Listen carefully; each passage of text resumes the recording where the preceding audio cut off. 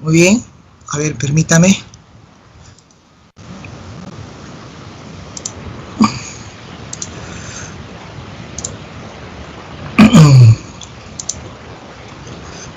Muy buenos días. Muy buenos días. ¿Ya? Con este inconveniente, como le digo, del parpadeo del internet, no podía entrar, pero ahora creo que está todo bien. He tenido que cambiar de lugar. ¿Sí? Muy bien. Y ya. Voy a compartir la pantalla con ustedes. Un ratito. Me esperan, please.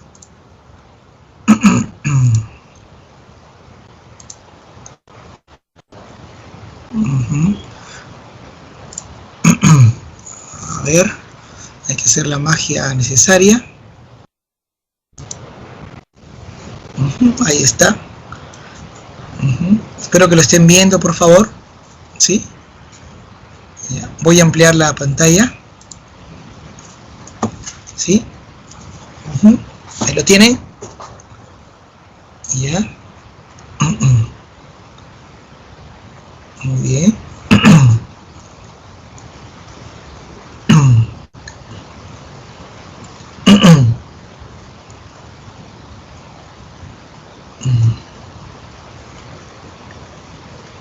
Un ratito.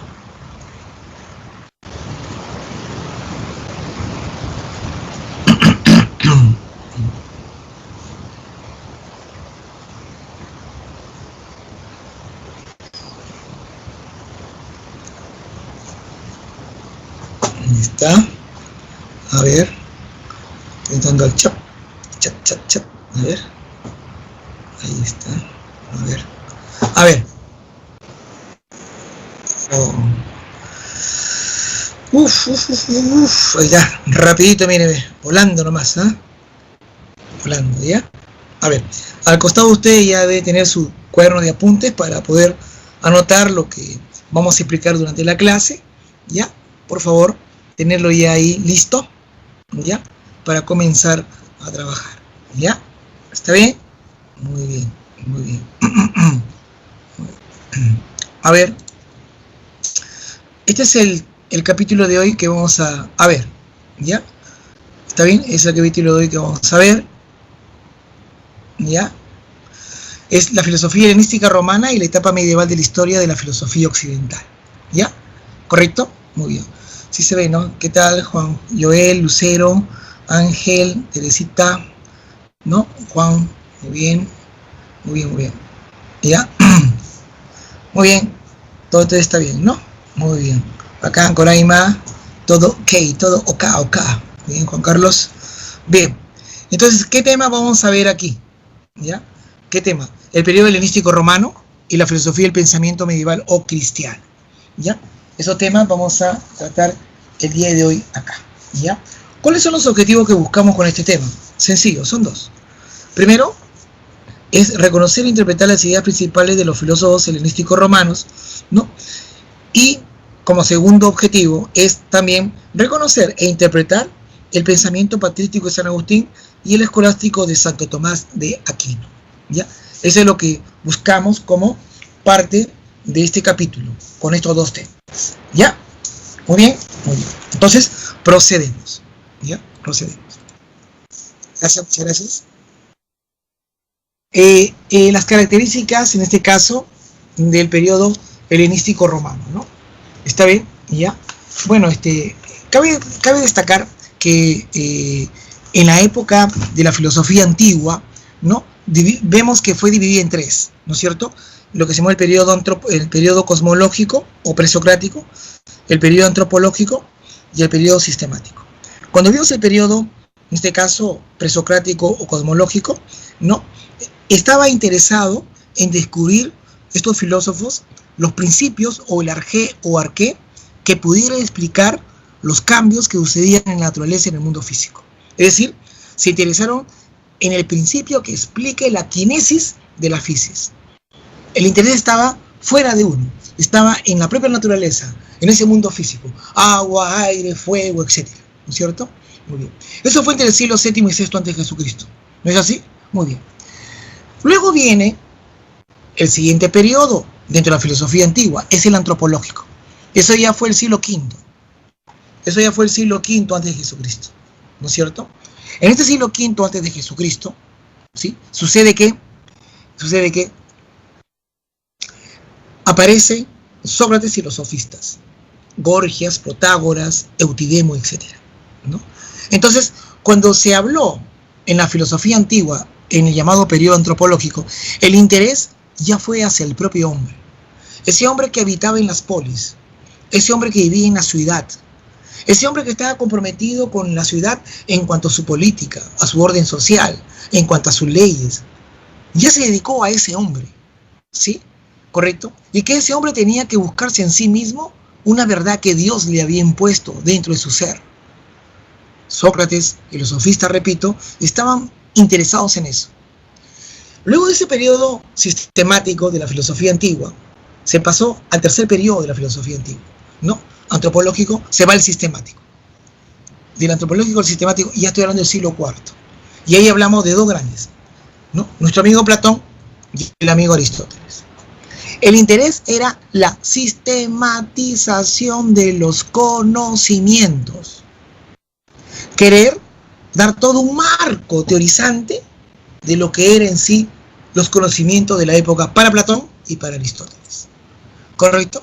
Ellos tuvieron a bien desempeñarse en la parte ontológica, en la parte nociológica, en la parte ética axiológica, en la parte antropológica y en la parte política, ¿no? Ellos hacían filosofía a esos niveles y los ordenaron, ¿no es cierto?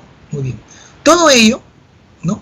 Todo ello, kinesis es sinónimo de movimiento, así es, ¿no? Todo ello es la filosofía antigua, ¿no? Y ahora, estos filósofos que ellos mismos se gobernaban, ellos mismos se cobijaban, ellos mismos en el ágora, ¿no? Hablaban y daban a conocer sus normas que iban en este caso, a manejar su vida privada y su vida pública, con normas, sean de la jurisprudencia, sean de la moral o parte ética. Ellos se gobernaban así, ¿no? ¿Está bien? ¿Ya? Y recuerden que ellos tenían polis, ¿no? Era una democracia basada en pequeñas ciudades-estados, ¿no es cierto? En sí se gobernaba, ¿correcto? ¿Ya? Muy bien. Pero en el periodo helenístico romano las cosas cambiaron, ¿no? ¿Ya? Acá, en el siglo IV antes de Cristo al siglo V después de Jesucristo, ¿ya? Aquí esta característica que en sí gobernó al periodo helenístico romano fue en sí, ¿no? Fue en sí algo que sometió, en este caso al hombre griego, a muchos cambios que no le cuadraban. Grecia experimentó radicales transformaciones a nivel cultural, social y político. Así la cultura griega se había extendido por todos los territorios conquistados por Alejandro Magno, el hijo de Filipo II, ¿no? Y había asimilado otros elementos culturales, ¿no? Otros elementos culturales en cuanto a lo político, a lo religioso y también en lo filosófico. En este contexto de crisis que se vivía, las ciudades griegas, las polis, fueron perdiendo su autonomía política. Fueron perdiendo esa organización que los había caracterizado por siglos. Y más bien, estas polis, estas ciudades, fueron integradas en organizaciones políticas más extensas que no correspondían a su idiosincrasia, a imperios. Ejemplo, el Imperio Romano. Así, van a surgir escuelas filosóficas que van a buscar proporcionar un consuelo al hombre, llamado felicidad. Acá, esta filosofía estaba recontra superarse interesada en alcanzar la felicidad en el hombre, de alcanzar la tranquilidad del alma en el hombre, y no de ir perturbado.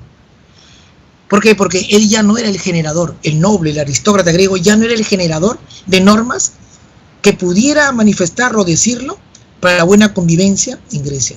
Ya no, ya. Y eran otros los mandatos que venían de otros lugares, de gente extraña, y les imponía.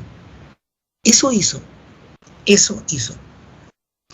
determinó que, en este caso, los que eran sabios, los que eran filósofos, se comenzaran a agrupar en especie de sectas, ¿no? Y comenzaban ellos a filosofar en una búsqueda de encontrar normas que gobernaran su existencia, ¿no? Y que sean felices. Encontrar la eudemonía, la felicidad. Y también la imperturbabilidad del alma, es decir, la ataraxia. Porque ya habían perdido el control y el poder de sí mismo.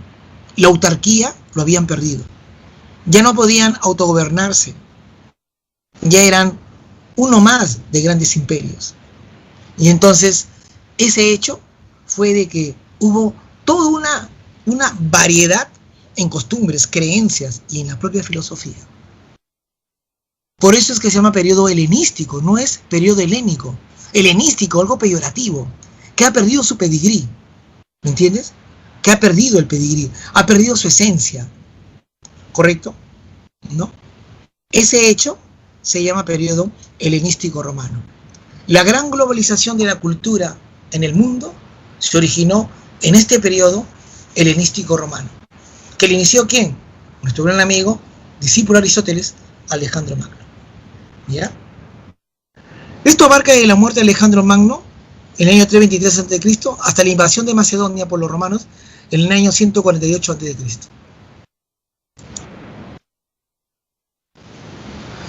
Las polis griegas pierden su independencia y Atenas pierde su hegemonía comercial por Alejandría, ¿te acuerdas? Su economía comercial, política y cultural. Y así surgen monarquías helenísticas. Toda su esencia se fue para la historia. Por la inestabilidad política de la época y la acentuación de las diferencias entre clases sociales, sucede que la seguridad personal, individual y la felicidad de cada persona se van a convertir en las grandes aspiraciones del momento. O sea, yo quiero una seguridad personal, quiero una autarquía, quiero gobernarme yo mismo, no quiero que me digan lo que tengo que hacer. Mi rancia y mi historia dice que el hombre griego es libre y él mismo se gobierna. Ahora lo han perdido. Quiere recuperarlo, ¿sí? Te busca la seguridad personal y la eudemonía, la felicidad individual. Esas son las aspiraciones del momento. De esta manera, el hombre del siglo V, ¿te acuerdas? En la época de Sócrates, el Pólites, que gobernó hasta la llegada de Aristóteles, Platón y Aristóteles, el Pólites, el hombre de la ciudad, el hombre de la urbe, el hombre de la ciudad. Ahora ya no, ya. Cambia ese concepto de hombre, con una ética de carácter naturalista y cosmopolita. Cambia la autosuficiencia y autonomía, que antes se reconocía solo en la ciudad. Entonces, el hombre Pólites ahora es un hombre cosmopolita. Es el hombre del mundo. Es el hombre del mundo. ¿No? ¿Está bien? Y este hombre del mundo quiere alcanzar su autosuficiencia. Quiere alcanzar su autonomía. ¿Entiendes? ¿Ya? Él extrañaba esto. Por lo tanto, el interés, criatura hermosa, según tu padre, lógicamente, el interés era alcanzar la eudamonía, que es felicidad, y alcanzar la ataraxia, la tranquilidad del alma.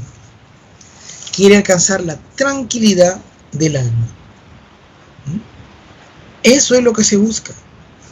Eso es lo que se quiere. ¿Correcto? Entonces, en ese historial hay agrupaciones que van apareciendo cronológicamente, ¿ya? Que van apareciendo en ciertos lugares de la cultura griega. Ahí tenemos la escuela del cinismo, del epicureísmo, del estoicismo, del escepticismo, del neoplatonismo y el eclecticismo. Cada uno de ellos dejó huellas, ¿no? Huellas, ¿no? La pregunta es, ¿te gustaría que tú a una edad determinada, tú ya siendo un joven o ya una persona adulta, ¿te gustaría que otros decidan por ti en tu vida? Cuando tú antes lo hacías solo, ¿te gustaría que otros tomen un lugar que no le corresponde porque era tuyo? ¿Te gustaría que asomaran en tu casa o asomaran por tu barrio y quisieran determinar lo que los vecinos y tú tienes que hacer? ¿Te gustaría? Qué terrible, ¿no? ¿No? Entonces, eso era lo que vivía el filósofo, el sabio griego de esa época. Se sentía amarrado, se sentía mal. ¿Correcto? ¿Ya? Fue así que en esa búsqueda de la felicidad, en esa búsqueda de la tranquilidad del alma, aparecen agrupaciones, ¿no? Entonces, veamos cada una de ellas, ¿no? En qué consistía. ¿Ya? Muy bien. Vemos a la primera, ¿no? Ahí está la primera, ¿correcto? El cinismo, ¿no? El cinismo. ¿Está bien? Ahí está el cinismo, ¿correcto? Bueno, ¿por qué se llama cinismo, no? Bueno, esta filosofía, estimado alumno, lo funda el gran Antístenes de Atenas. Antístenes. Antístenes era discípulo de Sócrates. Por lo tanto, promoción de Platón. Correcto, promoción de Platón. ¿Ya? Pero el máximo representante era el que está ahí en esa propuesta, ¿no? Gráfica. Es decir, estoy hablando de Diógenes de Sinope. Él es el máximo representante, el gran Diógenes de Sinope. ¿Ya? ¿Correcto? Muy bien. ¿Qué es lo que nos decía? ¿Qué es lo que nos exigía? ¿Qué es lo que nos pedía el cinismo? El cinismo decía, bueno, ¿por qué cinismo? ¿No? Primero, ¿no? Es que la palabra cínico, criatura del Señor, viene del griego que implica kinos, ¿ya? Viene del griego que significa kinos, ¿ya? Kinos, ¿correcto? Te lo voy a escribir en el chat para que lo tengas, ¿ya? ¿Correcto? Ahí va, kinos, ¿ya? Ahí está, kinos, ¿ya? Kinos en griego es perro, kinos, ¿no? Sinos, y luego cinismo, cínico. ¿Por qué? Porque ellos, Antítenes y toda su gente, se agrupaban en una plaza pública donde había muchos perros. Y entonces la gente, entonces como la gente, ¿no? Le llamaron perro, ¿no? Perros, ¿no? ¿Correcto? Perros, ¿no? ¿Está bien? Sí, Teresita, es el que decía busco al hombre, ¿ya? Teresita dice eso, ¿no? Me dice por el chat. ¿Diógenes es el que decía busca al hombre? Sí, sí, ya. Ahí está Diógenes Sinope, ¿ya? ¿Correcto? Él, ¿no? Entonces, por eso se le llama el cinismo de Quinos, ¿no? Que es perro, porque paran en una plaza donde hay mucho, incluso miren esa estatua, ¿no? Al costadillo está su perrito, ¿no? Bobby, ¿me entiendes? Muy bien, sigamos, criatura hermosa, ¿ya? Muy bien, entonces, criatura, establecemos esto, ¿no? ¿Ya? Indica que el civismo señala que se debe vivir de acuerdo a la naturaleza, o sea, a la parte biológica, ya que esta naturaleza no exige nada artificial. Lo artificial es un invento, lo artificial es social, lo artificial es cultura. Tener hambre no es cultura, dormir no es cultura, tener vida sexual no es cultura, estudiar es cultura, ¿no? Arroparse es cultura, ¿ya? Entonces, decía, todo lo que es natural vale, ¿ya? Todo lo que es natural vale. ¿Qué más decía? Que las teorías y las normas morales, ojo, las teorías, lo que explican la realidad, y las normas morales políticas son solo convenciones hechas por el hombre y que lo desnaturalizan. Y como son hechas por el hombre, es un convencionalismo que nos ponemos de acuerdo. Por lo tanto, no es natural, es artificial. Y hace que el hombre se encaje en esa artificialidad que lo desnaturaliza. ¿Correcto? Entonces, tiene que dejar rienda suelta a su naturaleza y no que la naturaleza esté supeditada a estas propuestas netamente convencionales, sociales y culturales. ¿Ya? El sabio, manifestaba en ellos, no necesita de convenciones sociales, El sabio la rechaza. El sabio la rechaza. ¿Ya? Consideran que hay que vivir sin las metas que la sociedad impone. Pórtate bien. No se responde a los mayores. Se llega temprano a la casa. Ya duerme, que es tarde. Se saluda cuando... ¡A la miércoles! ¿No? Entonces, yo que decía, lo estás desnaturalizando ese ser humano. ¿Ya? Correcto. Tú tienes que hacer así, así, así. ¿Cuándo vas a estudiar? ¿Qué vas a hacer con ser? ¿Qué meta? Me interesa. Yo vivo y punto, el día a día. ¿Para qué me preocupo si no llega el día? ¿Qué ha de hacer lo que me estoy preocupando hoy? A lo que soy, punto, se acabó. Viví sin metas. ¿Correcto? ¿Ya? Por eso decían ellos que solo el hombre es feliz si vive de acuerdo a la naturaleza. ¿No? Entonces, el hombre lo que tiene que hacer es darle visto bueno a todos sus deseos que los sentidos y su intelecto le exigen. Que sus sentidos y su intelecto le exigen. Eso tiene que hacer. ¿Ya? Solo puede hacerlo siempre y cuando el hombre es libre de hacer. Es decir, sin someterse a la presión de la sociedad. Báñate, cámbiate, haz esto, haz lo otro. ¿Entiendes? Eso no, es decir, eso no. ¿Ya? Eso no. ¿Ya? Ahora, ¿qué virtudes, ¿no? ellos, ¿no? exigían cumplir? ¿No? ¿Correcto? ¿Qué virtudes exigían cumplir? Uno de ellos era la dáfora, ¿ya? El otro la parresía, y también la naideia. ¿Cómo es así, profe? La dáfora. Indiferencia a las posesiones. Yo solamente soy dueño de mí, decía Diógenes. Él no era dueño de nada. Él no se, o sea, no poseas casa, no poseas ropa, no poseas joyas. ¿Para qué? Eso es simplemente una cuestión social. No, hay una indiferencia a las posesiones. ¿Correcto? Si Diógenes vive un tonel, tipo Chavo, y la parresía, libertad de palabra. Yo hablo como expresión de mi pensamiento, de mi intelecto. Yo hablo libre. Mi lenguaje no está sometido al qué dirán. Mi lenguaje no está sometido a reglas. Que así tienes que hablar, que así tienes que decir. Que esto se dice, esto no se dice. No. Lo natural es tener palabras y lenguaje. Todo lo demás son inventos humanos que realmente llenan la cabeza de tonterías al hombre. Y la anaideia, libertad de acción. Yo hago lo que mi propia naturaleza me exige hacer. ¿Ya? ¿Correcto?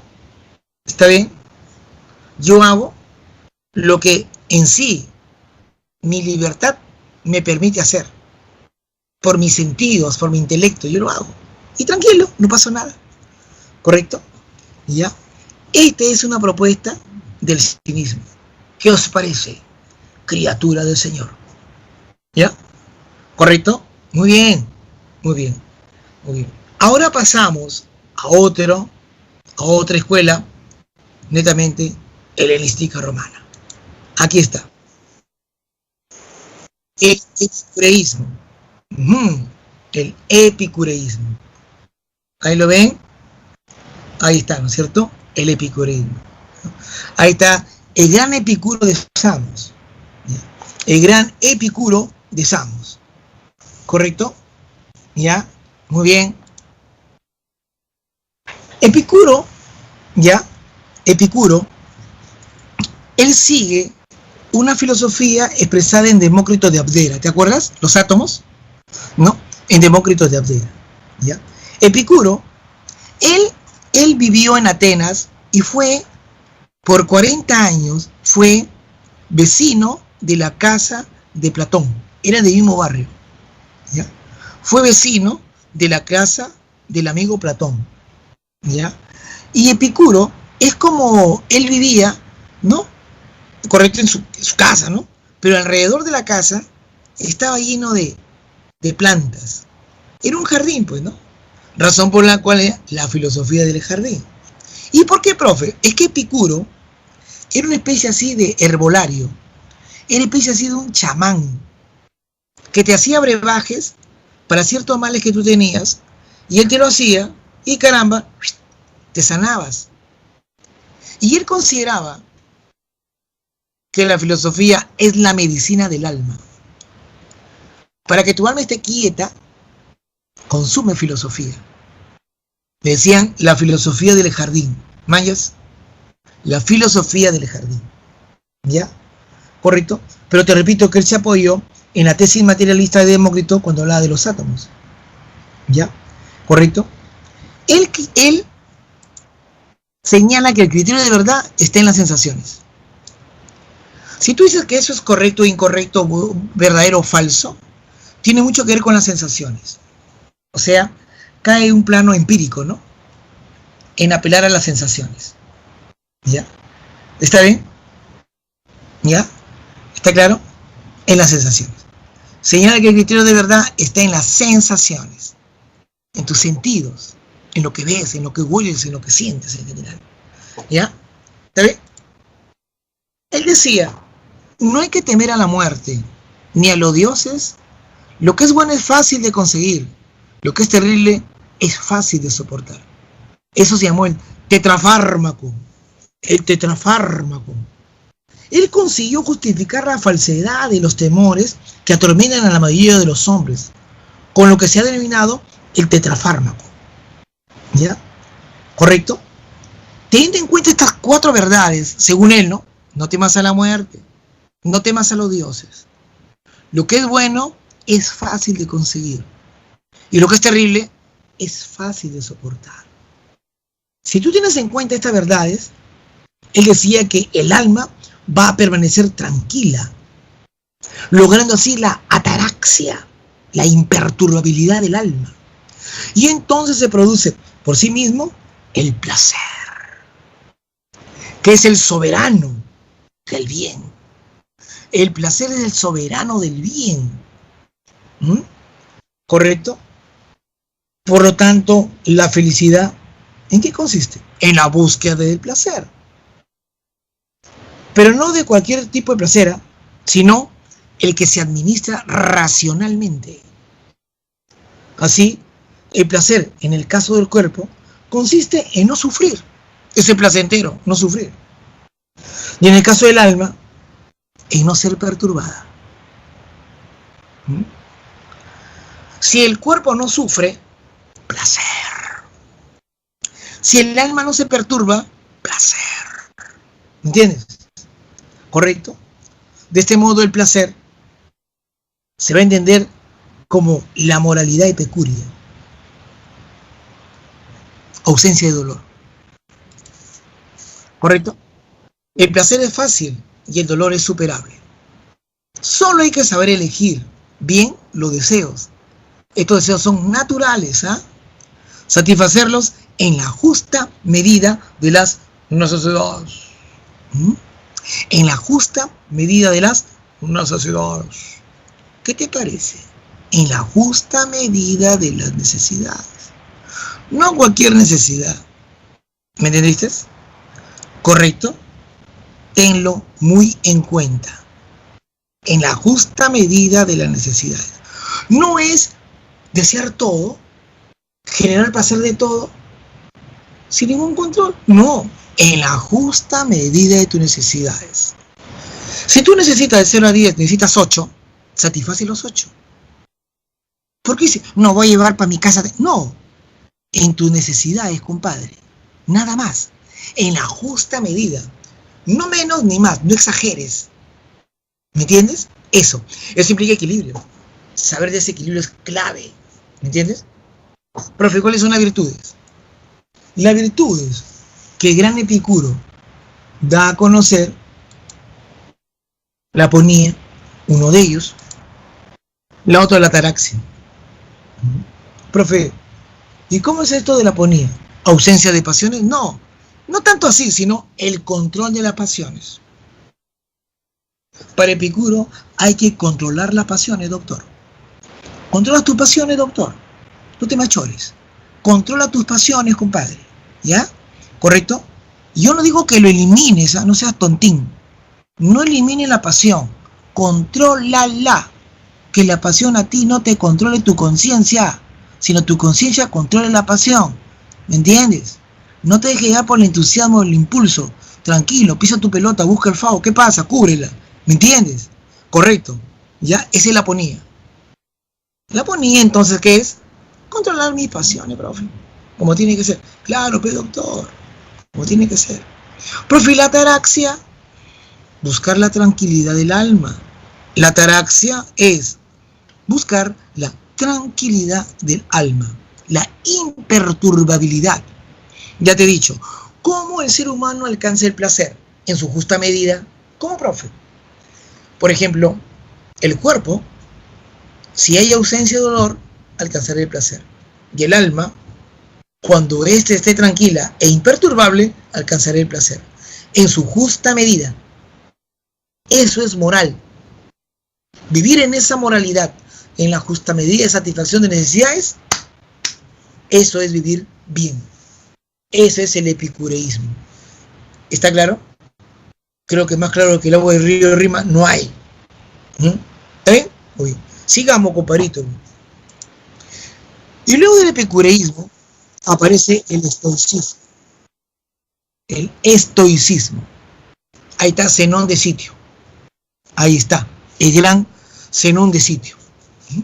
¿Lo ves, no? Ahí está el gran Zenón. ¿Ya? El estoicismo. ¿Ya? Señala el estoicismo lo siguiente. En la naturaleza hay un orden racional y divino. Se llama el logos. O sea, si tú ves esa armonía en la naturaleza, ¿no? Del día a la noche, la lluvia, ¿no?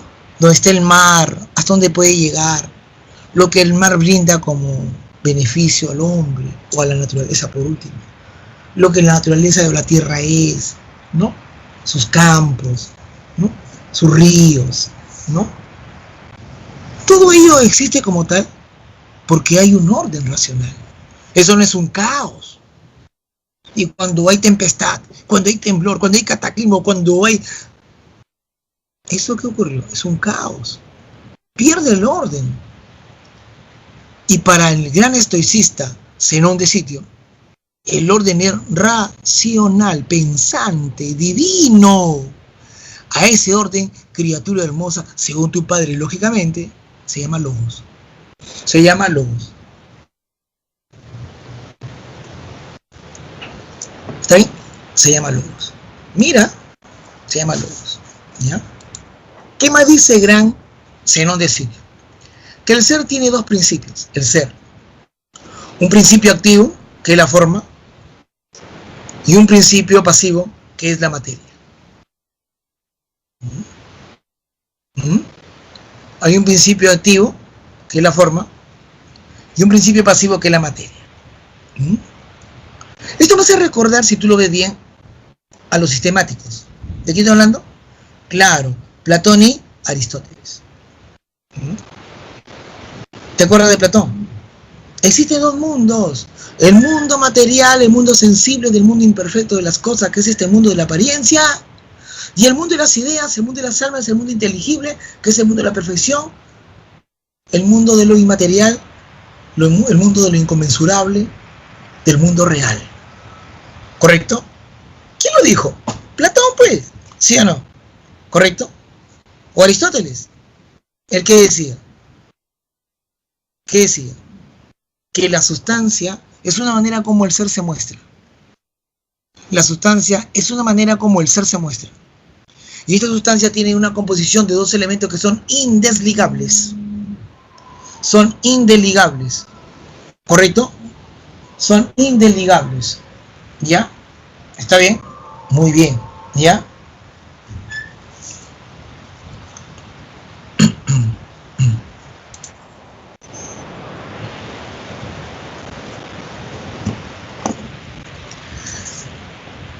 ¿Qué decimos acá?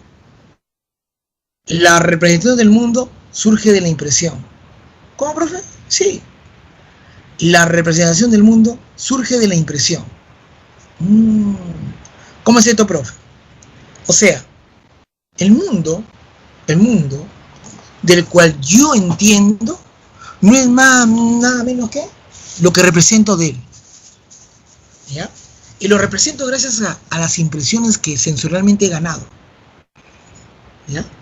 ¿Está bien? Entonces, yo represento al mundo porque tengo una imagen que surge de una impresión sensorial. Esta impresión sensorial de ver este mundo en mi cerebro genera una representación. ¿Ya? Claro, los sentidos, pues, Ángel. Claro, exacto. ¿Ya? ¿Correcto? De la impresión, o sea, de los sentidos, ¿no? O sea, el mundo no es el mundo, sino el mundo es lo que yo tengo la impresión de él con los sentidos. ¿Correcto? ¿Está bien o no? ¿Ya? Él dice, el sabio es libre. El sabio es libre si identifica sus propios deseos con lo del destino, dominando sus pasiones y vivir con resignación. Si él identifica sus propios deseos o necesidades con lo del destino, ¿qué le queda? Dominar sus pasiones y resignarse. O sea, a ver. Tú alucina que de las cumbres aparezcan ríos. Tengo varios ríos que bajan de las cumbres y van a depositarse en el mar. ¿Correcto? ¿Ya? ¿Está bien? Muy bien. ¿Qué va a pasar? Si yo estoy en uno de los ríos, en uno de los cauces, y voy descendiendo y voy hacia el mar, ¿correcto? Yo sé e identifico que voy a ir a parar al mar. Estoy identificando que voy a parar al mar. Ese es mi destino, ¿correcto? ¿Ya? Entonces lo que tengo que hacer es simplemente dejarme llevar, resignarme. ¿Por qué tengo que pelear? Ir en contra de la corriente. ¿Por qué quiero saltar ese cauce e irme en el otro cauce? Si eso me correspondió, estoy en ese cauce. Entonces, ¿por qué tratas de hacer todo lo contrario de lo que el cauce está haciendo para que derives al río? Tu destino es el mar. Ahí vas a ir. Entonces, ¿para qué quieres cambiarte de un cauce de un río hacia otro? Resígnate. Domina tu pasión que quiere controlarte y acéptalo. Ojo, él no dice elimina tus pasiones. Él dice contrólala, domínala. ¿Correcto? Si tengo hambre, comeré en la justa medida de lo que necesito. Y así voy a dominar lo que es, ¿no es cierto?, la gula. Así voy a dominar. ¿Correcto? Entonces, para los estoicistas es muy importante establecer, ¿no?, en sí, que frente a la vida, esta debe ser resignada. La vida virtuosa se logra cuando es conducida por la razón, la cual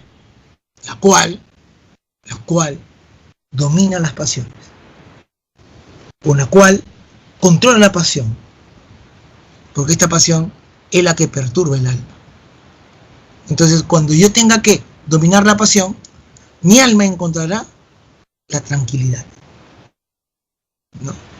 Y más aún si me resigno al destino que me corresponde, no tendré que sufrir, ¿no? Y más bien, viviendo con resignación, ¿no?, encontraré esa tranquilidad. ¿Correcto? Entonces, mira, el estoicismo es distinto que el epicureísmo. El epicureísmo sí al deseo, el estoicismo con toda tu pasión. Pero ambos dicen, en función a tus necesidades. Es como una moneda que dice yo, que es lo mismo, ¿no? Profe, ¿qué virtudes tiene? Dice el gran Zenón de Sitio. Muestra la apatía, ausencia de pasiones. Es el control de las pasiones realmente. ¿Qué más tiene? El cosmopolitismo. ¿Qué significa el cosmopolitismo, profe? Que ya no soy un hombre de la ciudad. Yo soy un hombre, soy un ciudadano del mundo. Soy un ciudadano del mundo, ¿no? ¿Correcto? ¿Está bien? Esas son las virtudes que gobiernan al estoicista. ¿Ya? Ahora, ¿por qué se llama estoicista? No sé por qué, por una sencilla razón, ¿ya? Zenón de Sitio era chipriota, era de Chipre, ¿ya? Su familia era adinerada, ¿sí? Y en cada una de las ciudades importantes en la antigüedad, su padre, ¿no? Hacía que se establecieran unas tiendas llevando productos y ahí vendían, ¿no? Entonces cuando su padre pone una tienda en Atenas, lo manda a Zenón, a su hijo, a que lo administrara. Y ahí Zenón, en Atenas, conoce la filosofía. Se entera quiénes eran los presocráticos, quién fue Sócrates, quién fue Platón, qué hacía Aristóteles y otros más. A partir de ahí, él comienza a tomar esa visión. Y como era chipriota, él no podía tener casa, terrenos o posiciones de los helénicos. Y entonces, ¿él qué hacía? Él, cuando comenzaba a filosofar, lo hacía en las plazas públicas. Como había viento, calor, yo qué sé, él lo que hacía, se protegía y se paraba debajo de las grandes puertas, de los grandes pórticos, ¿no? ¿Está bien? Y ahí se cobijaba del sol, se cobijaba del viento, yo qué sé. En griego, puerta o pórtico es estoa. En griego, puerta o pórtico es hablar de estoa. ¿Ya? ¿Está bien? ¿Ya? ¿Correcto? Ahí estoy publicándolo en el chat. ¿Lo ven? Estoa.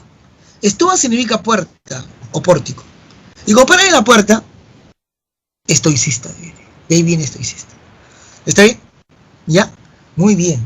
Sigamos, criaturas hermosas. Pasamos al escepticismo. Pirrón de Elis. Gran amigo mío. Pirrón de Elis. ¿Ya? Escéptico. ¿Ya? Su máximo representante, ya lo tienes, a Pirrón de Elis. Su teléfono 360-270. ¿Ya? Él entiende que el hombre es infeliz. No sé por qué. Porque se perturba y mortifica tratando de saber cosas que no están al alcance de su conocimiento. ¿Sí? No están al alcance de sus posibilidades. Entonces, ¿por qué hace tanto si él no tiene los recursos propios para alcanzarlo? ¿Para qué está dándole vuelta y vuelta y vuelta? ¿Por qué? Porque los sentidos y la razón, ¿ya? Porque los sentidos y la razón, tranquilamente, no pueden afirmar ni la verdad, ni la falsedad de las cosas. Así, la actitud del hombre debe ser de abstenerse. Tienes que buscar la abstención, no hagas nada para emitir juicios, para decir algo del mundo. Mejor es el silencio. Y con el silencio tú alcanzas la tranquilidad del alma, la ataraxia. Y por ende, la felicidad. No es posible un conocimiento verdadero y universal, lo dijo mi compadre Pirrón de Elis. Lo dijo el gran Pirrón de Elis. No es posible un conocimiento verdadero y universal. No lo es. Él señala que las representaciones mentales son subjetivas. Todo es apariencia. Todo lo que nos rodea es apariencia. Y que tú lo que representas en tu mente, está en tu mente y es subjetiva. Todo lo demás es apariencia. Es aparente. Y las cosas son inmensurables. No se puede medir. Tú dices que mides, no se puede medir. Son indiferenciables. Son iguales. Son isomórficas. Tienen la misma forma. Son dinámicas. Fluyen igual. Son indiscriminadas. No puedes tú decir cuál es cuál. Sin verdades, el hombre puede vivir feliz. Sin verdades, el hombre puede vivir feliz. Y si nos desligamos del hombre al que estamos unidos, seremos como Dios. O sea, cuando el hombre fenezca y deje de ser hombre, se va a unir, ¿no? Con Dios, será como Dios, impasibles y sin sensaciones. Las virtudes que dice el gran Pirrón son 3: epoché, afasia y adosaxia. El epoché es suspensión del juicio. No emitas juicio, no digas nada, no digas sí o no o a favor o en contra. Si tú estás en silencio, harás que tu alma esté tranquila y alcanzarás la ataraxia, ¿no? Por eso es que no emita juicio y practica la afasia. No hablar de nada como algo cierto. Si vas a hablar de algo, habla describiendo qué es ese algo, pero no digas ese es verdadero, ese es falso. ¿Entiendes? ¿Ya? Correcto. La pared roja, nada más.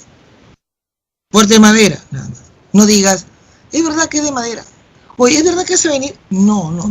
Friegas al mundo, hermano. ¿Ya? La fase es no hablar de nada como algo cierto. Y la dosaxia, carecer de opiniones y preferencias. Me gusta eso. Te diré que aquello me parece importante. No, yo prefiero que está después de ese, el segundo prefiero. No. ¿Ya? Entonces, porque cuando dices prefiero, estás a favor, para ti es correcto, es verdad. No hagas eso.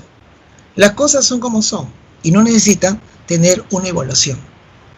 Cuando tú quieres evaluar, entras en problemas, entras en dificultades. ¿Ya? Mejor cállate, mantente en silencio, y si estás en silencio, lograrás que alcance la ataraxia, y si alcanzas la ataraxia, encontrarás la felicidad.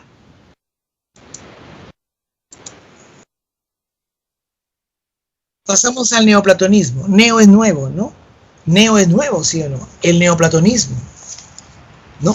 ¿Quién lo propone, profesor? El gran Plotino, que es un amigo mío, Plotino, el gran Plotino, ¿ya? El neoplatonismo, ¿ya? ¿Está bien? Esta propuesta tiene un tufillo religioso, ¿sí? Tiene una ascendencia religiosa, este neoplatonismo, ¿ya? Lo vamos a ver, ¿ya? ¿Correcto? ¿Ya? Plotino de Licópolis, él entendía que no se ha de buscar apartarse de la realidad terrena para poder reunirse con lo divino y poder así contemplar hasta culminar en una trascendencia de unión mística. Plotino, su escuela, mayormente alcanzó auge en la ciudad de Alejandría. ¿Ya? Él consideró que el principio de todo se llama el uno. Es una especie de Dios. De este uno o esta especie de Dios es donde se emanan y derivan todo lo que existe. O sea, todo lo que existe ha salido, ha emanado, nada menos que de ese uno. ¿Ya? ¿Ya? ¿Correcto? ¿Ya? Y el uno es incognoscible. Y el uno es inexpresable. ¿Correcto? Del uno van a surgir la inteligencia. ¿Ya? Del uno va a surgir aquello que va en contra de los sentidos. Es pura racionalidad. ¿Correcto? De un lado, él señala lo siguiente. Toda la realidad emana del uno, que es infinito, perfecto, primero, divino e inefable. ¿Qué virtudes se habla? De la ascesis, de la contemplación y del éxtasis. Sí. Profe, ¿cómo es la ascesis? Es vivir sin placeres carnales y estar desvinculado de algún interés por lo físico. Hacer ayunos, entregarse al celibato. Eso hace que tu cuerpo se libre de la corrosión de este mundano lugar. Y la contemplación, profe, es el silencio metafísico. Abandonarnos mentalmente. Entras en meditación. Respiras. Y así estás largo tiempo, en ayuno, sea contemplación. Y el éxtasis es cuando tú estás en un estado de hiperconciencia, te vuelves irracional, sale de ti mismo, sientes que has crecido como persona y viajas y tocas y tomas al uno y luego vienes en trance. ¿No te das cuenta que esto tiene una connotación media religiosa? Es el neoplatonismo. No olvidéis, criatura del Señor de Zipán. ¿Correcto? ¿Ya? Muy bien. Y ahora pasamos al último. Te digo por qué Plotino fue así, porque Plotino viajó por la India. Este fue un vago y se fue por la India. Él caminó la India. Y tú sabes que la India, ¿no? El hinduismo, esa religión es brava, ¿sí? De ahí pues sacó estas situaciones que él nos explica del uno, del ser único, ¿no? Que en sí, ¿no? Es donde todos salimos de él y todos vamos hacia él. ¿Ya? Y para poder alcanzar, estar al lado de él, tengo que hacer ayuno, tengo que estar en meditación, tengo que renunciar a la carne, tengo que renunciar a los placeres sexuales y todo tipo de placer que me amarran en este mundo, ¿no? Estar en silencio, en la contemplación, esos detalles. El último es el eclecticismo, propuesto por el señor, el romano Marco Tulio Cicerón, 106-43. Ecléctico es la suma de muchas cosas que son las más importantes de aquellas cosas. ¿Ya? Se debe elegir y reunir lo mejor de diversas escuelas para lograr una síntesis de teorías. ¿Ves? Es eclecticismo. ¿Ya? ¿Está bien? ¿Ya? Se debe elegir y reunir lo mejor de diversas escuelas para lograr una síntesis de teorías. ¿Ya? ¿Correcto? ¿Ya? Causas por qué se originó el eclecticismo.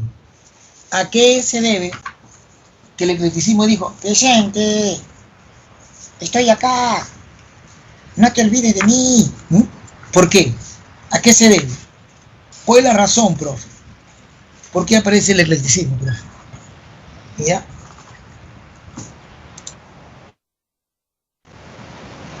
Porque hubo un agotamiento de la carga vital de las escuelas. O sea, las escuelas desde entonces comenzaron a perder vigencia, ¿sí? Comenzaron a dibujarse. ¿Ya? Después hubo una polarización en la temática. Ya todo el mundo quería hablar de lo mismo. Y no había otro tema a tratar. Y la erosión del escepticismo. O sea, se terminó de expandir el escepticismo y estaba cayendo en un círculo vicioso de duda. También por la imposición del probabilismo académico. Es probable que eso sea, es probable que eso ocurra, eso sucede, quién sabe, ¿me entiendes? Entonces, ya no había algo concreto. ¿Ya? Se basó en la presencia de epicúreos, estoicos, otros eclécticos, en Platón, en Genófanes, en Aristóteles. Y no se basó. ¿Ya? Y también, ¿no? Porque el espíritu romano siempre ha sido práctico y mucho sentido común. ¿Sí o no? Sí, pues. ¿No? Al pan, pan, vino, vino. ¿No? Entonces los romanos no creen mucho en teorizar, no creen mucho en analizar. Lo que viene es al pan, pan, vino práctico, pum, pum, ya está. Eso, ¿no? ¿Ya? Correcto. Con esto se terminan las teorías, ¿no? O las tesis, ¿no? Que vemos en estos señores, ¿no? Poco a poco. ¿Ya? Entonces, cuando tú hablas de éxtasis,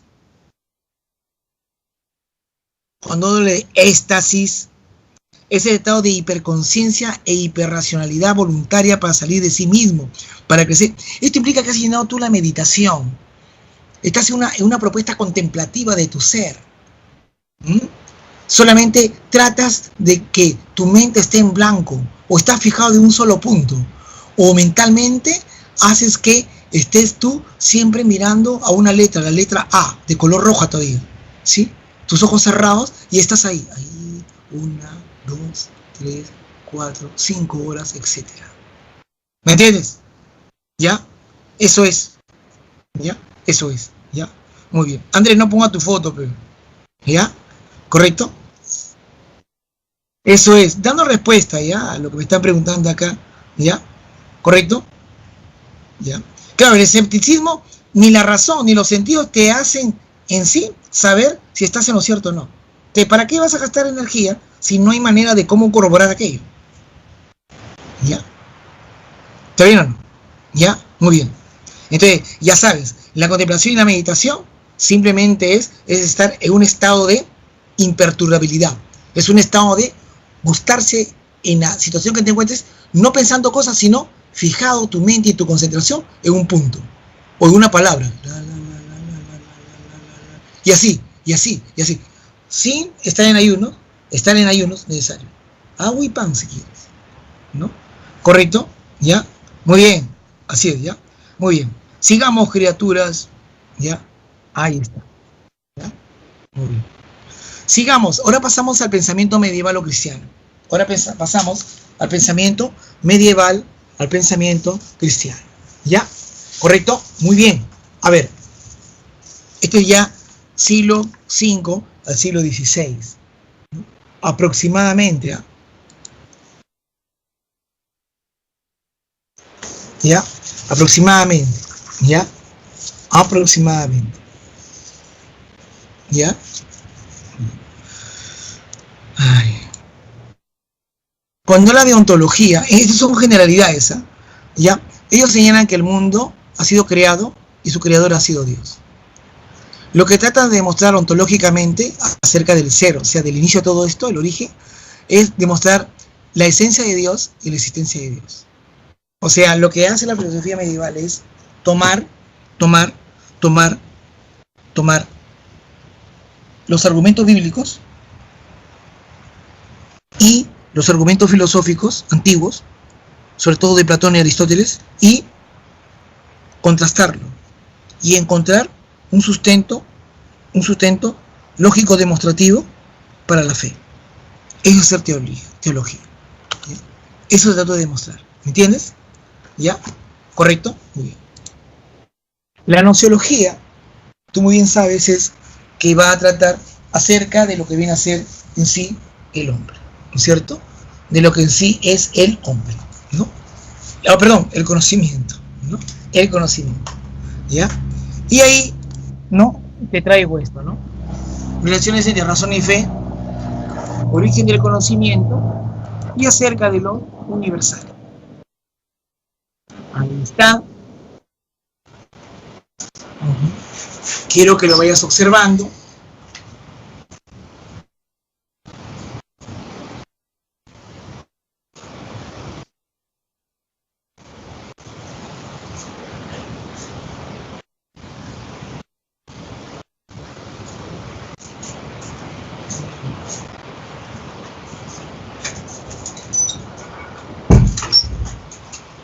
¿Lo ves? Muy bien. Profe, ¿eso qué está indicando, profesor? Lo siguiente, ¿no? En la gnoseología tú sabes que es el tratado del conocimiento, ¿no? El tratado del conocimiento, ¿no es cierto? Ya. Entonces, ellos vieron un gran problema, la relación entre razón y fe. Para San Agustín y San Anselmo, primero está la fe, luego la razón. Para Santo Tomás, no. La razón y la fe son compatibles. Hay una armonía entre la razón y la fe. ¿Mm? En cambio, para Guillermo de Oca, no. La razón por un lado y la fe por otro lado. Son distintos. ¿Mm? ¿Correcto? Aquí, Santo Tomás es el que gana fuerza. Acá. ¿No? ¿Correcto? Santo Tomás es el que gana fuerza. O sea, él sí armoniza lo que es la razón y lo que es la fe.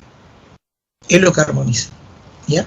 Entonces acá, el problema de la doble verdad lo soluciona armonizándole a los dos. ¿Ya? ¿Correcto? ¿Ya? ¿Está bien? No es distinta. La fe y la razón van de la mano, dice. ¿No? No hay ningún problema. ¿Está bien? Sí, es así. Mira, alumnos, las hermanas, las monjas y los hermanos sacerdotes, hablando del plano católico, ¿no? Que un poquito hace eso, ¿ya? Mira, compadre, estos patas postulan, como universidad postulan, se sacan el ancho para ingresar, ¿ya? Claro, sienten el llamado, ¿no? ¿Ya? Sienten esa vocación, el llamado, ¿ya? La elección lo sienten, ¿correcto? ¿Ya? ¿Y tú qué cosa crees? ¿Que solamente estudian para ser sacerdotes o monjas? No, no, estudian más cosas. Un ejemplo, varios, ¿no? Del último cardenal peruano, ¿no? Juan Luis Cipriani. Juan Luis Cipriani, por ejemplo. Juan Luis Cipriani pertenece, ¿ya?, a la orden del Opus Dei, porque dentro del sacerdocio hay órdenes, ¿no? ¿Ya? Ahí está, por ejemplo, los dominicos, los franciscanos, los mercedarios, los jesuitas, ya, te estoy hablando de los Opus Dei. Él pertenece al Opus Dei. Estudió para ser sacerdote. Llegó a ser sacerdote, llegó a ser obispo, llegó a ser cardenal, ¿no? Antes fue vicario, antes, etcétera, etcétera. Y ya llegó. Cardenal, correcto. Ahí está. ¿No? ¿Sabes? ¿Qué? ¿Tú crees que ahí no fue? No. Mira, ve, Juan Luis Cipriani, él es ingeniero industrial. Él es ingeniero industrial. ¿Y tú sabes de qué universidad es? De la Universidad Nacional de Ingeniería. Él ingresó a la uni. Él es ingeniero industrial. Pero tú lo ves en el nombre del Padre, del Hijo, ¿me entiendes? Ahí cómo armoniza lo que es la fe y la razón. Mira, en España vive nada menos que un sacerdote peruano, 80 y tantos años. ¿Correcto? 80 y tantos años. ¿Ya? ¿Está bien? Es el padre Gutiérrez. ¿Sí? El padre Gutiérrez. ¿Correcto? Mira, el padre Gutiérrez, él es sacerdote dominico. Dominicos son los que tienen así tipo pingüinito, como tiene su hábito Santa Rosita y San Martín de Porres, ese es dominico, o San Juan Macías, ese es dominico. ¿Me entiendes? ¿Correcto? Y él es sacerdote, teólogo. Cualquiera no es teólogo, hermano. Teólogo. Es un trome demostrando la existencia de Dios a base de la razón. Y encima él es el representante en América Latina de lo que viene a ser la teología de la liberación. Es el ala izquierda de la fe católica, mientras que Cipriani es el ala derecha. Y él, el padre Gutiérrez, el padre Gutiérrez, mira, compadre, él es médico, neurólogo, sociólogo, filósofo y psicólogo de Iapa, 80 y tantos años. Él vive en España. O sea, no es a pensar que el sacerdote es como tú lo ves en las telenovelas, el padrecito de Noria. No, ellos estudian. Ellos tienen otra carrera. Entonces, comparten la fe con la ciencia. Lo comparten. ¿Correcto? Comparten la fe con la ciencia. Bueno, si seguimos hablando, bueno, ahí nomás quedamos. ¿Ya? Muy bien. Ahora, en cuanto a Guillermo de Ockham, el conocimiento es producto de la generalización. El conocimiento es producto de la generalización. ¿Ya? ¿Por qué, profe? Porque para Guillermo de Ockham, no, el conocimiento se da en el concepto. El conocimiento se da en el concepto. ¿Ya? Por eso es que él es nominalista. Anótalo. Guillermo de Ockham es nominalista. ¿Ya? ¿Correcto? ¿Ya? Él habla muy bien que el conocer, ¿ya? El conocer, está bien, establece nada menos que algo concreto e individual, no en cuestiones multiplicadas. ¿Correcto? El conocer. Yo conozco esta mesa, y esta mesa solamente, yo no conozco todas las mesas del mundo, conozco esta mesa, conozco este gato, yo no conozco todos los gatos del mundo. Entonces cuando yo nombro la palabra gato, me representa en mí ese entendimiento de saber acerca de ese animal llamado gato, no de todos los gatos. ¿Sí? ¿Correcto? Entonces, el saber no está en el objeto gato, el saber no está en la idea gato, el saber está en la palabra gato. esa palabra gato representa lo que es el objeto gato. Entonces en la palabra está. En la palabra está el conocimiento. Pues es nominalista. ¿Correcto? Tú mismo construyes ese concepto. Por lo tanto, no multiplique los entes sin necesidad. Ese gato es ese gato. No habla de todos los gatos. Y cuando habla de universales, se habla de lo mismo, ¿no? ¿Ya? O sea, ¿qué es un universal? ¿Ya? ¿Qué es un universal? Bueno, vamos a tener que hablar un poquito de eso. ¿Ya? Anota ahí. Anótalo, por favor. ¿Ya? Los universales, para los medievales, anota. Los universales, para los medievales, son los conceptos. Son los conceptos. Son los conceptos. O sea, una palabra que refiere a todo, ¿no? Es decir, mediante una palabra o término,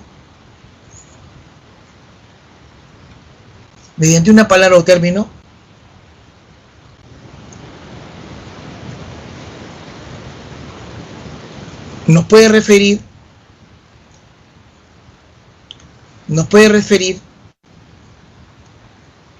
a una multiplicidad de individuos u objetos. A una multiplicidad de individuos u objetos. ¿No? El problema giraba, ¿ya? Anote eso, el problema giraba, ¿dónde está el problema? ¿No?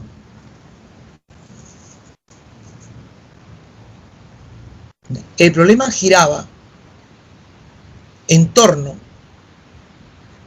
a si el universal o concepto, ahí está el problema, ¿no? Giraba en torno a si el universal o concepto tiene una esencia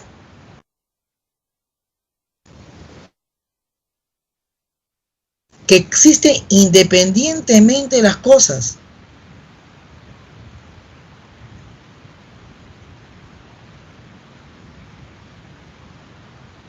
O que están referidas a las propiedades en común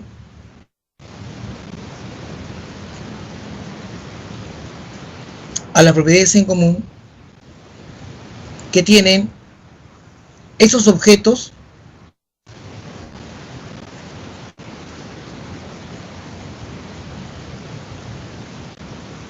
y por lo tanto solo son sonidos.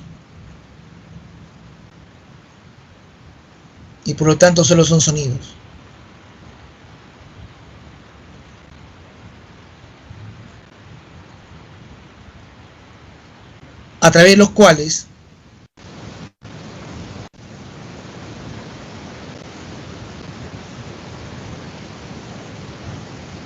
nos referimos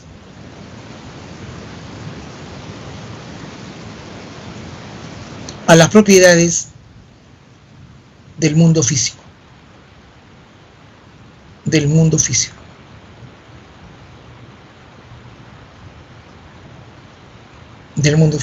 Entonces, mira, escúchame. Si yo al universal lo concepto gato, te digo, ¿no? Si yo al universal lo concepto gato, ¿ya? ¿Correcto? Para mí es una idea, queda ahí nomás. ¿No? O si no, si para mí el concepto gato es el objeto gato, queda ahí, no es idea, es el objeto. O el gato en sí es ni la idea del gato, ni el objeto gato, sino de la palabra gato. Entonces, ¿dónde está lo que digo ser que existe como tal? ¿En la idea del gato? ¿En el objeto gato? ¿O en la palabra gato? Entonces, ellos querían saber de dónde está ese verdadero concepto. ¿Me entiendes?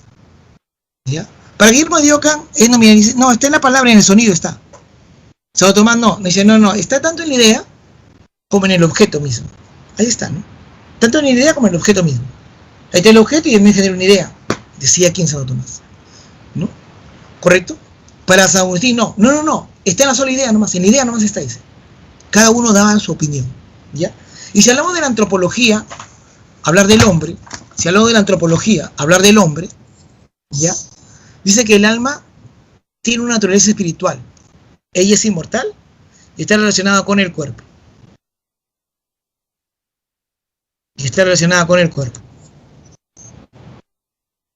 Y en cuanto a la política, relaciones entre iglesia y Estado y el origen del poder, ¿no? Bueno, dice San Agustín que el Estado tiene que estar subordinado a la iglesia. Santo Tomás dice no, ambos son autónomos, pero se complementan. Y Guillermo de Oca dice no, cada uno por su lado, ¿no? Y en cuanto al origen del poder, ellos señalan que en la política el poder es divino, es teocrático, Dios manda. ¿Correcto? Muy bien. Bien. Vamos a poder detener la patrística, nada menos que viene a ser la llamada filosofía, ¿ya?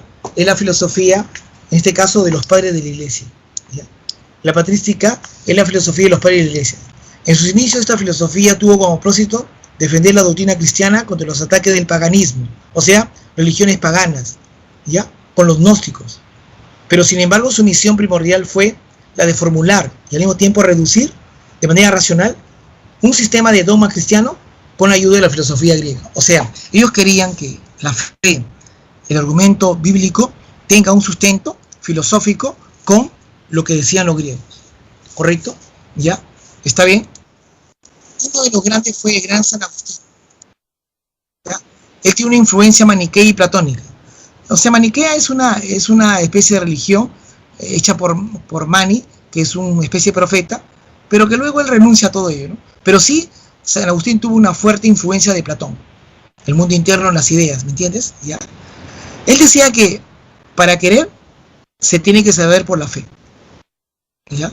Y las obras, las confesiones las confesiones de Dios son dos de las decenas o cientos de libros o de argumentos o de escritos que él tuvo, como 500 escritos.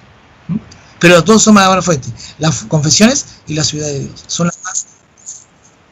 Él señala que Dios crea el mundo a partir de la nada, junto con el tiempo y el espacio. ¿Qué te parece? También el hombre es creado por Dios. Él señala que Dios es atemporal, por eso no hay un tiempo coeterno a Dios.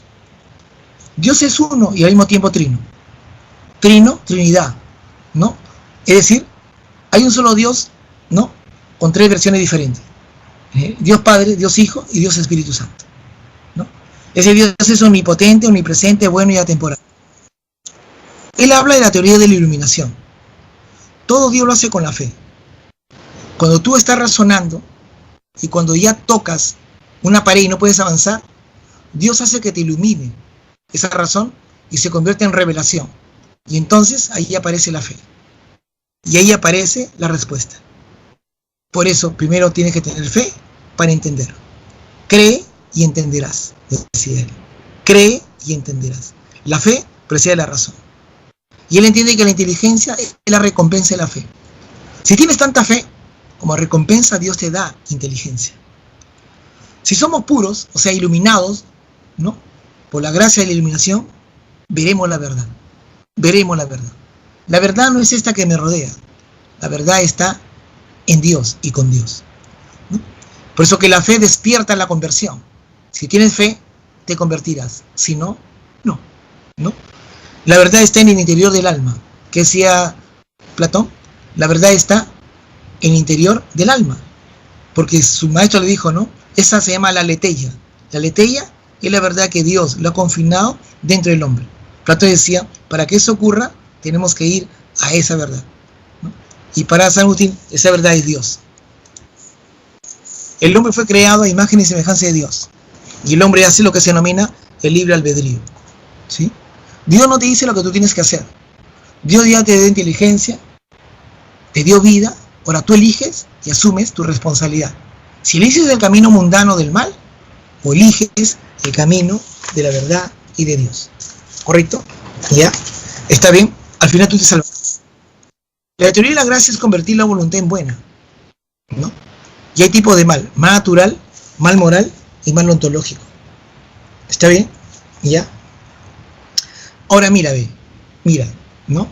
Él señala que el mal natural es un mal físico, como las enfermedades, el dolor, los cataclismos, las pestes, las pandemias, es un mal natural, ¿no?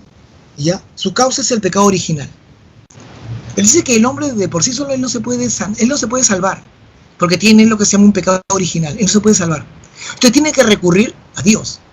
Y para recurrir a Dios, le queda un puente. Ese puente, ¿quién es? El póntico, Jesús. Y tú tienes que entender eso. Si tú entiendes eso, Dios se te ha revelado en tu razón, y tu razón se ha convertido en una revelación. Y con la gracia de esta iluminación, tienes la preclaridad para poder avanzar y alcanzar en sí, ¿no?, la salvación.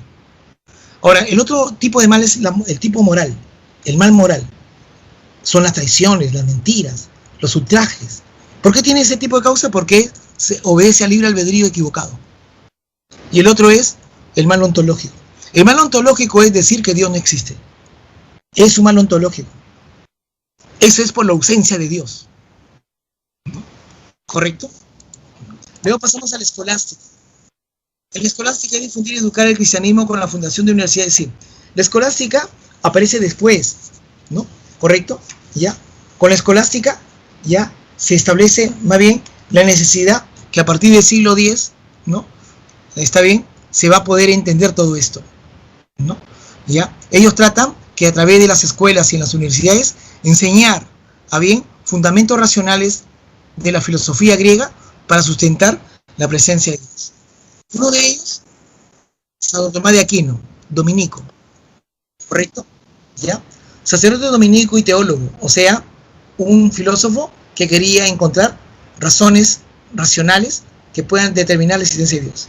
Fue influenciado por Aristóteles. Él consideró que la filosofía sirve a la teología, ¿no? O sea, la teología, en busca de saber la existencia de Dios, hace que la filosofía le sirva a ella, ¿no? Entre sus obras, la Suma Teológica, la Suma contra Gentiles y otros más. Él señala que la razón y la fe se complementan. Y él dice, entiende para creer. San Agustín que decía, cree y entenderás. Él decía, no, entiende y creerás. La razón es primero. Y cuando ya tú entiendes racionalmente todo, y ya no puedes explicarte más, ahí aparece la fe. Y ahí vas a creer. Los sentidos verifican la existencia de Dios. Los sentidos verifican la existencia de Dios. O sea, si tú observas, dices, pues, oye, pero todo esto no puede ser así, pues. Esto no es un azar. Esto tiene una magia suprema, ¿no? ¿Correcto? Él plantea la existencia de las 5 vías del movimiento. Plantea la existencia de las 5 vías del movimiento. Las 5 vías de la existencia de Dios. Las 5 vías de la existencia de Dios.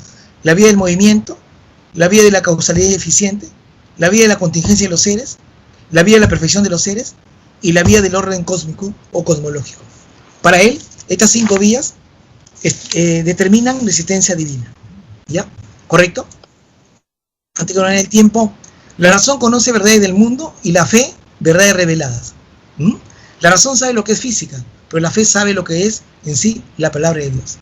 El alma racional es la única forma sustancial del hombre. Esta está compuesta de materia o cuerpo y de alma o forma. Esto es justo Aristóteles. Tiene influencia aristotélica. Él habla de que Dios es un acto puro. ¿Te acuerdas? ¿No? El acto y potencia, ¿no? Potencia es lo que no es, pero puede ser. En cambio, el acto ya es lo que es. Entonces, Dios no puede ser potencia porque siempre es Dios. Dios ha sido Dios, es Dios y será Dios. No es que dejó de ser Dios para ser después de Dios. No. Dios siempre ha sido Dios. Por eso, el fin último del hombre es la felicidad o contemplación en la actividad del conocimiento, buscando a Dios. ¿Ya? Bien, rapidito, marquen. La 1 beso. Marque. 1 beso. 2 dedo. 3 4 beso. 5 dedo. 6 beso. 7 dedo. 8A. 9 dedo. 10 dedo. ¿Ya? La tarea. Luego de estudiar el bonito, ahí tiene la baticlave. ¿Ya? Bien, anda corriendo al foro. En 5 minutos lo hace, yo sé que en 5 minutos lo hace. Vamos. Suerte, ¿ah? Vaya. No se... Oye, Déjala de la mano, no la agarre, déjala. Anda, niña, corre, corre, corre, corre. De frente al foro, destrócenlo, vamos.